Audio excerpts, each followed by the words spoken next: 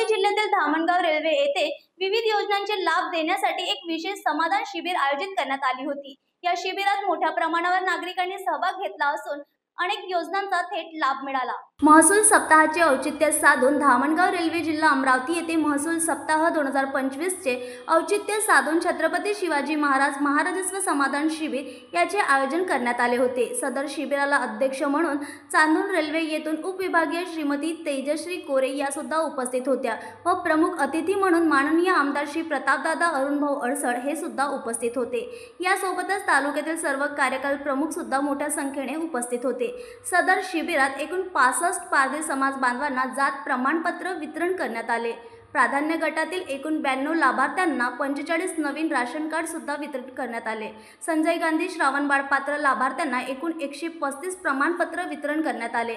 नैसर्गिक आपत्तीमध्ये घरपडझड लाभार्थ्यांना एकूण 130 अनुदान प्रमाणपत्र वितरित करण्यात आले। आधार कार्ड अद्ययावतीकरण, फार्मर आयडी तयार करणे तसेच पोस्ट ऑफिस मार्फत नवीन खाते उघडणे व अद्ययावतीकरण व कृषी विभागामार्फत पीएम किसान लाभार्थ्यांचे फिजिकल व्हेरिफिकेशन करण्यात आले। आरोग्य विभागामार्फत वैद्यकीय तपासणी 120 लाभार्थ्यांची करण्यात आली व तसेच 15 नागरिकांना आयुष्यमान भारत गोल्डन कार्ड वितरण करण्यात आले। बँकेमार्फत संजय गांधी श्रावणबाळ यांचे डीबीटी प्रमाणीकरण व अद्ययावतीकरण करण्यात आले। तसेच बालसंगोपन योजनेमार्फत 03 लाभार्थ्यांना प्रमाणपत्र वितरित करण्यात आले व लेक लाडकी योजनेअंतर्गत 10 लाभार्थ्यांना प्रमाणपत्र वितरण करण्यात आले।